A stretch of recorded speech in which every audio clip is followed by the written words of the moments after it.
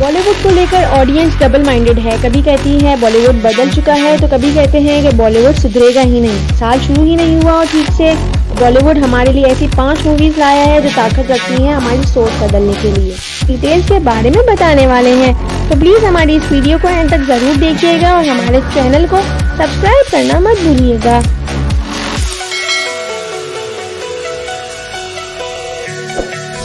Hi-fi college में एक पढ़ने वाले मॉडर्न भरे पर स्टूडेंट लीडर कृष्णा की है, जिनको पॉलिटिक्स में काफी इंटरेस्ट है और वजह ये है कि कश्मीर में पैदा हुए हैं। कॉलेज में कृष्णा के गुरु भी हैं जिनके हिसाब से कश्मीर में बड़े जुल्म होते आए हैं और आज भी हो रहे हैं। और तो और ये इंडिया के मैप में कश्मीर को भी झूठा मानती हैं, क्योंकि इनके हिसाब से तो ये जबरदस्ती है। और सच का पता लगाने आए हैं कृष्णा जी।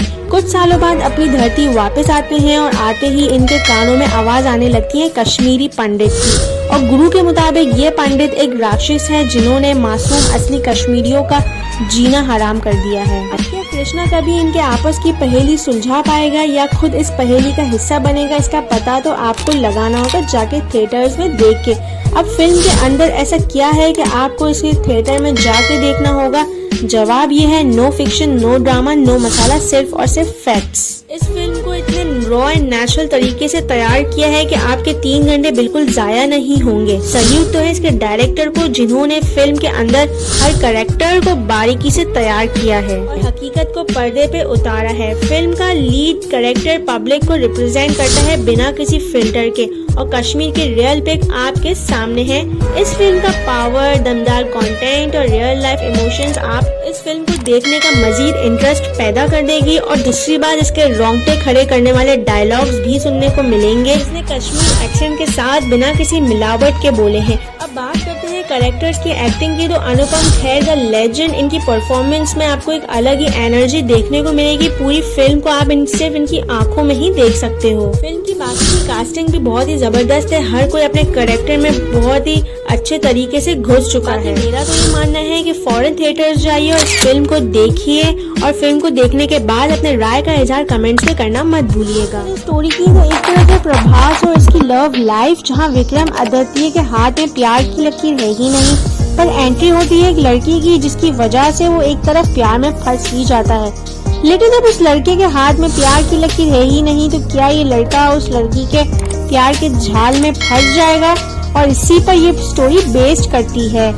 बस इसी स्टोरी को थोड़ा सा अलग बनाने के लिए इसमें ट्विस्ट जोड़ा गया है पामिस्ट्री का, जो अलग तो है और कभी कभी वर्क भी करता है, और इसी को कुछ ज्यादा ही आगे और ह्यूमन कैपेबिलिटी के साथ जोड़ा गया है।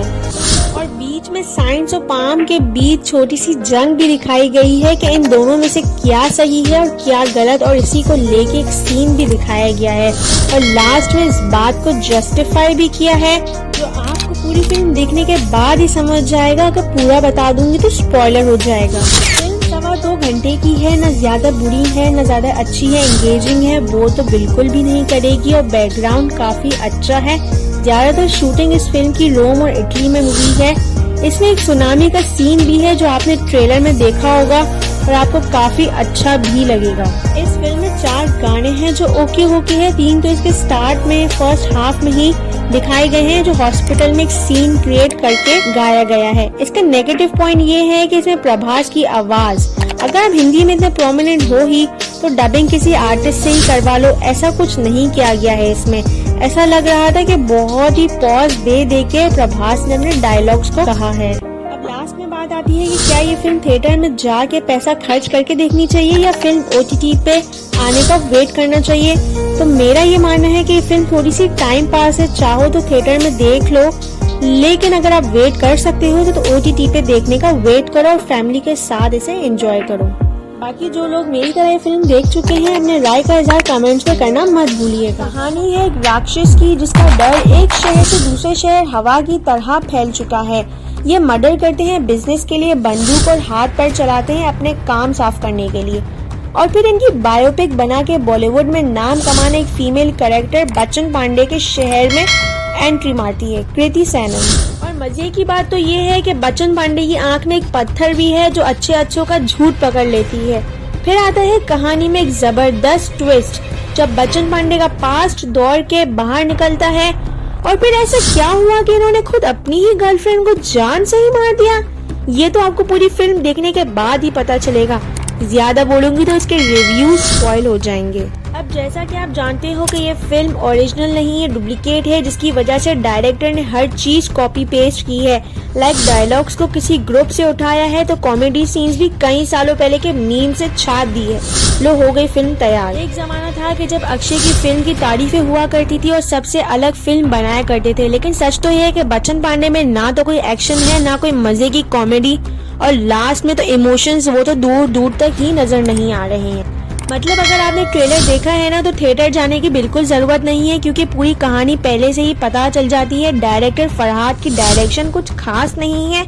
कहीं से भी फिल्म में अचानक से गाने आ जाते जिसकी ना तो कोई लॉजिक बनती है ना कोई सेंस। देखा जाए तो अक्षय ने बेस्ट परफॉर्मर की कोशिश की है, लेकिन डायरेक्टर के इस्तेमाल करने का तरीका कुछ अच्छा नहीं है। एक भी सीन इम्पैक्टफुल नहीं है, सारे के सारे बचकाने हैं, कहीं से भी अक्षय की प्रेजेंस फील नहीं होगी। अब कैरेक्टर्स की एक्टिंग भी सुन लीजिए। भवेश सर का कैमियो है जो इसमें हर बार की तरह कॉमेडी तो कर रहे हैं, लेकिन एक यूनिक और एक नए अंदाज में जो इससे पहले आपने कभी नहीं देखा होगा, वही आप इस फिल्म को देखोगे और मजे लोगे। कृति सेनन ने हर बार की तरह सेम एक्टिंग की है, कुछ भी नया नहीं है। बार बार वही सेम लुक और गेटअप इनको बोरिंग कर रहा है। बच्चन पांडे में इनकी एक्टिंग एकदम फ्लैट और सिंपल है। अरशद वारसी का रोल भी इसमें अच्छा है, जो फिल्म में फनी मोमेंट्स को क्रिएट करने बाहर आते हैं। मुझे तो पर्सनली इसमें अक्षय का फायर कैरेक्टर और लुक और बैकग्राउंड म्यूजिक इम्प्रेसिव लगा। बाकी आप भी सिनेमा जाइए और फिल्म के पॉजिटिव और नेगेटिव एस्पेक्ट्स हमारे साथ शेयर करना ना भूलिएगा। एक हिडन केस से जुड़ी हुई है जिसमें एक 18 साल की लड़की को रात के 3 बजे एक खुली सड़क पे एक तेज स्पीड में भागने वाली कार जोर से टक्कर मार के उड़ा देती है। लड़की की फैमिली है काफी मामूली सी। पापा फिल्म इंडस्ट्री के स्पोर्ट्समैन है तो मामा एक अमीर घर के खाने बनाती है। बस ये समझ लीजिए कि फ्यूचर के जो बड़े बड़े ख्वाब सोचे हैं वो उसी लड़की से होके गुजरते हैं जो खुद हॉस्पिटल के कमरे में जिंदगी और मौत की जंग लड़ रही है।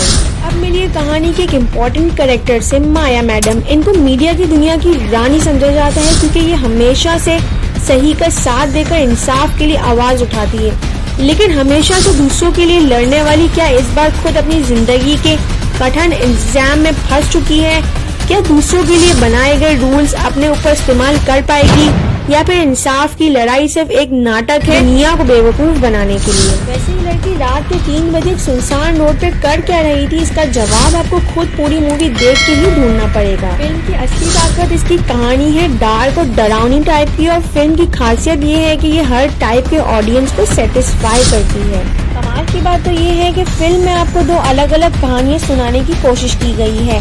दोनों की लीड कैरेक्टर एक माँ है जो कि अपने बच्चे के लिए स्पेशल पावर रखती है, लेकिन इसकी असल स्टोरी इसके क्लाइमेक्स में छुपी है जो कि कमजोर दिल वालों के लिए तो बिल्कुल भी नहीं है। फिल्म कैसे खत्म हो जाएगी इसका तो आपको 0% आइडिया भी नहीं है। बीच में कमाल टाइप का ट्विस्ट भी देखने को मिलेगा, जिसकी वजह से इसका नाम जलसा क्यों रखा है वो भी आपको एक मजेदार तरीके से एक्सप्लेन किया जाएगा। ये उस टाइप की कहानी है जो सुनने में कम और देखने में ज्यादा मजा देगी। ज्यादा बोलूंगी तो इसका सस्पेंस ही स्पॉइल हो जाएगा। आपकी एक्टिंग में हिंदी के 2 बड़े बड़े नाम आपके सामने हैं। विद्या हमेशा की तरह जिस कैरेक्टर को भी प्ले करती है उसमें पूरी तरह से घुस जाती है और इसे निभाती है, तो दूसरी तरफ शिफाली शाह ने तो लिटरली पूरी फिल्म को ही अपने नाम कर दिया है। सिर्फ इनकी आंखें ही काफी है डायलॉग्स को पहुंचाने के लिए। फिल्म का पावरफुल डायरेक्शन बेस्ट है जो मामूली सी कहानी को भी पावरफुल बना देता है। और लिटरली मेरा तो ये मानना है कि इस फिल्म को देख के आपको जरा भी पछतावा महसूस नहीं होगा, तो जल्दी से इस फिल्म को देखिए और अपने राय का इज़हार कमेंट्स तो करना मत भूलिएगा। पिछले 2 सालों से लेकर अब तक इस मूवी को लेके एक हाइट बनी हुई थी और अलग अलग लैंग्वेजेस में रिलीज हो चुकी है। बाहुबली के बाद राजा मौलवी सर से जितनी लोग उम्मीदें लगा के बैठे थे, तो RRR में वो पूरी कर दी गई है। ये इंडियन सिनेमा की बेस्ट क्रिएशन है। फिल्म है तो 3 घंटे की, लेकिन मेरा ये मानना है कि आपको बिल्कुल भी बोर नहीं करेगी, क्योंकि इसका म्यूजिक, VFX, एक्शन, एक्टर्स की एक्टिंग सब धमाकेदार और कमाल की है। फिल्म की कहानी पुराने जमाने की है जब अंग्रेजों का राज हुआ करता था और स्टोरी एक लड़की के अगवा होने से स्टार्ट होती है। अब इसमें दो फ्रीडम फाइटर्स कैसे मिलकर अंग्रेजों के खिलाफ लड़ते हैं, यह आपको इस फिल्म में दिखाया जाएगा। और कह सकते हैं कि इसकी स्टोरी बहुत ही अच्छे तरीके से लिखी गई है, क्योंकि इसका फर्स्ट हाफ कब शुरू होकर खत्म हो जाएगा वो आपको पता ही नहीं चलेगा। इतना इंगेजिंग है जिसमें कैरेक्टर्स को इंट्रोड्यूस किया जा रहा है और साथ में अनएक्सपेक्टेड कॉमेडी भी है कि जिससे हंस हंस के आपके तो पेट में दर्द ही होने लगेगा। ट्रेलर में जब शेर वाला सीन देखा था, वो जब बड़े पर्दे पे देखोगे तो आपके रोंगटे ही खड़े हो जाएंगे। What a cinematic action, hats off to director Rajamouli. Other half में एक बैक स्टोरी है जिसमें होती है बॉलीवुड के एक्टर अजय देवगन की एंट्री। इनका रोल बहुत बड़ा तो नहीं है, कैमियो कह सकते हैं, पर वो बहुत ही जरूरी रोल है जिसे वो बहुत बखूबी अंदाज से निभा रहे हैं। फिल्म में दोनों एक्टर ने हिंदी डबिंग की है जो कि बहुत ही अच्छी है। It's a cinematic piece by Rajamouli.